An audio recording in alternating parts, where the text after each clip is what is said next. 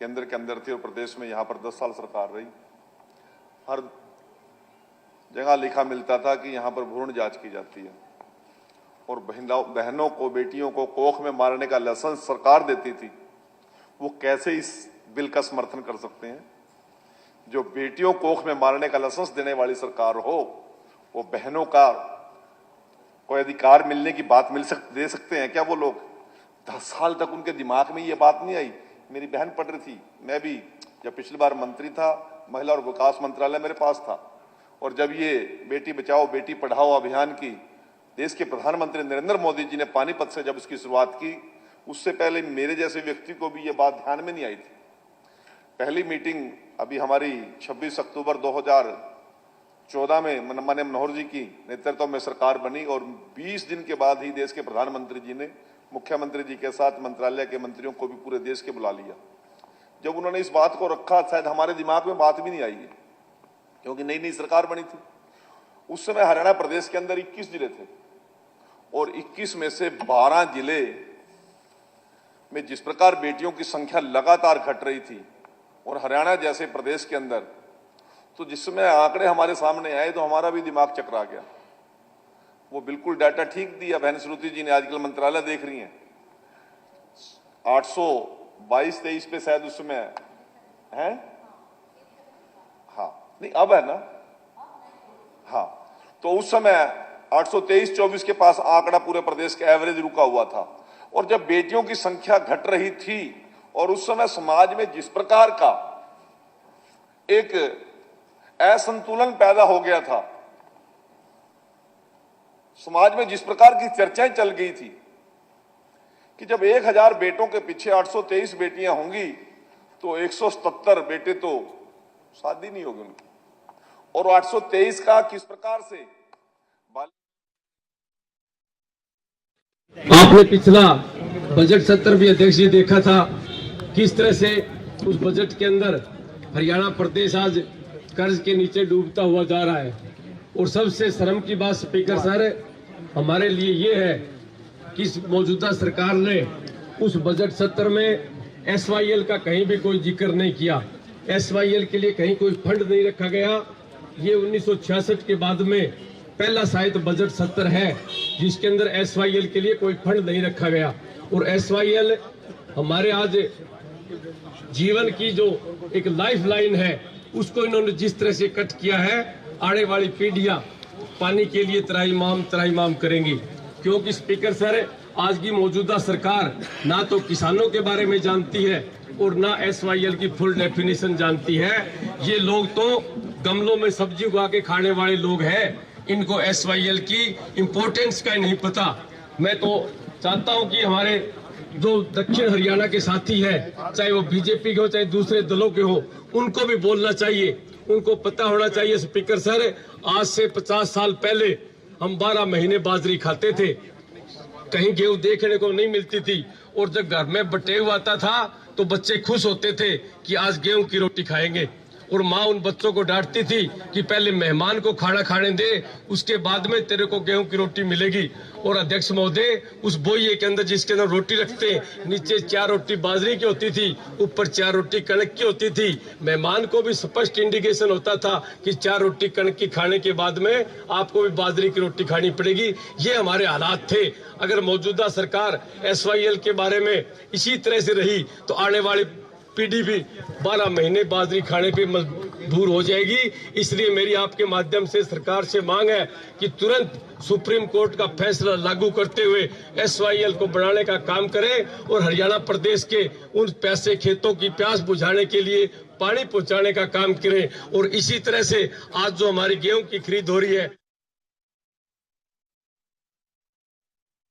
बूझ के बायोमेट्रिक के नाम पे, ट्रैक्टर की नेम प्लेट के नाम पे, अंगूठे के नाम पे आज परेशान किया जा रहा है। कहने को तो सरकार कहती है कि हम 24 और 36 घंटे में हम किसान के खाते में गेहूं की पेमेंट डाल देंगे, लेकिन आज ये रिकॉर्ड की बात है कि 10-10 दिन हो गए किसानों ने गेहूं डाले हुए मंडी में, लेकिन खाते में कहीं 100 रुपए नहीं आए।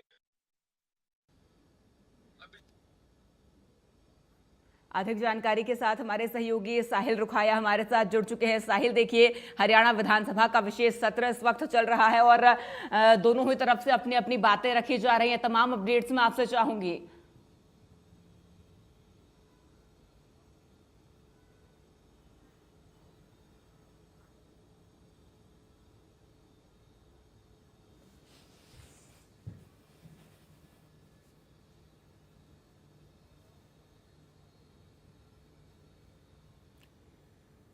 तो हरियाणा विधानसभा का विशेष सत्र, विधानसभा की कार्यवाही लगातार जारी है और आपको बता दें, दोनों पक्ष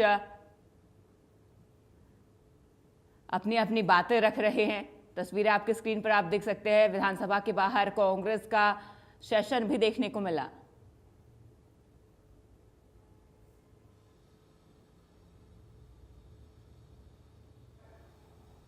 परंतु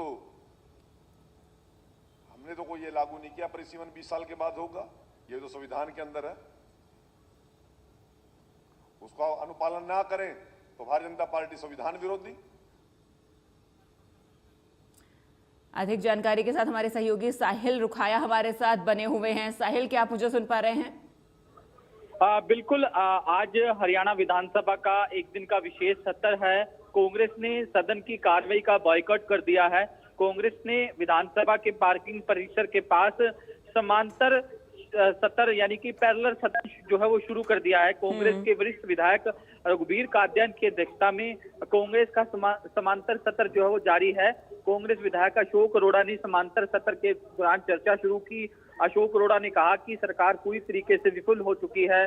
प्रदेश में बेरोजगारी बढ़ रही है, युवाओं को रोजगार नहीं मिल रहे, प्रदेश में बजट का हिस्सा कर्ज में ब्याज भरने में जा रहा है। अशोक अरोड़ा ने कहा कि सरकार आज सदन में महिला आरक्षण पर एक निंदा प्रस्ताव लेकर आई है।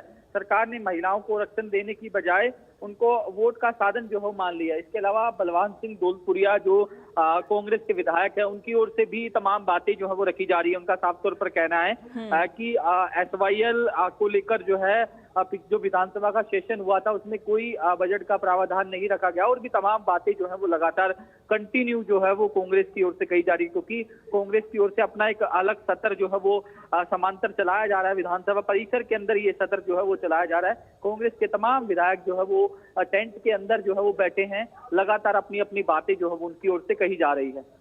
जी साहिल, और जो ये 5 बागी विधायक थे, इनकी अपडेट्स क्या हैं? क्या ये भी इस सत्र में शामिल हुए हैं? बिल्कुल। 2 विधायक जो है वो सेशन, 3 विधायक सेशन के अंदर आए थे। हालांकि अब फिलहाल वो बाहर जा चुके हैं। कांग्रेस की ओर से जो है इनको सस्पेंड किया गया है, लेकिन इस पर भूपेंद्र सिंह हुड्डा से भी जब सवाल पूछे गए थे तो उनकी ओर से कहा गया कि वो हमारी ओर से सस्पेंडेड हैं और जिस तरीके से कांग्रेस पार्टी की ओर से क्रॉस वोटिंग करने के आरोप में उनको सस्पेंड किया गया है। और भी तमाम बातें जो उनकी ओर से की गई और उसके बाद लगातार बाहर जो है उनकी ओर से पैरेलल जो है सेशन जो है वो चलाने का काम किया जा रहा है। और जो ये पैरेलल सेशन बाहर चलाया जा रहा है कांग्रेस की तरफ से इस वक्त, साहिल, इसमें कौन कौन मौजूद है? कौन कौन से विधायक नेता यहाँ पर नजर आ रहे हैं कांग्रेस के मुख्य रूप से? बिल्कुल 5 विधायकों को छोड़कर सभी तमाम विधायक जो यहाँ पहुंचे हुए हैं। चाहे वो जिस तरीके से अगर नेता प्रतिपक्ष भूपेंद्र सिंह हुड्डा तो है ही हैं, इसके अलावा रघुबीर कादियान जो है वो स्पीकर की भूमिका निभा रहे हैं। आफ्ताब अहमद यहाँ हैं, अशोक अरोड़ा, बड़े दिग्गज नेता मौजूद हैं, कई विधायक मौजूद है। साहिल, जुड़ने के लिए, तमाम जानकारी हम तक पहुंचाने के लिए आपका शुक्रिया। सब गठबंधन करने के बाद भी राहुल जी नहीं छू सके, 99 पे रुक गए थे और इस प्रकार के जो हालात ये पैदा कर रहे हैं, जहां पर जाएंगे जम्मू कश्मीर में जाएंगे, विदेशी शक्तियों के साथ बात करेंगे। ये कहते हैं कि जो लोग आतंकवाद जिन लोगों ने फैलाया वो लोग जेलों में बंद है, उनको हमारी सरकार आएगी तो उनको छुटाने का काम करेंगे।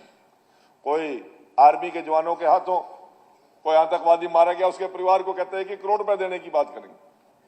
हर देश विरोधी बात में कांग्रेस अपने आप को साथ जोड़ती है। यह बड़े दुखदायी बात है, निंदनीय बात है। माने मुख्यमंत्री जी जो आप प्रस्ताव लेकर आए, हम उस प्रस्ताव का समर्थन भी करते हैं और आज जिस प्रकार से महिलाओं को ताकत देने की बात थी, सशक्त करने की बात थी, उस बात का बाइकाट करके आज कांग्रेस गए हैं। मैं पूरे सदन से निवेदन करता हूं, सामूहिक रूप से उनके खिलाफ निंदा प्रस्ताव लेकर आना चाहिए। मेरा इन्हीं शब्दों के साथ मुझे आपने बोलने का समय दिया। मैं आपका आभार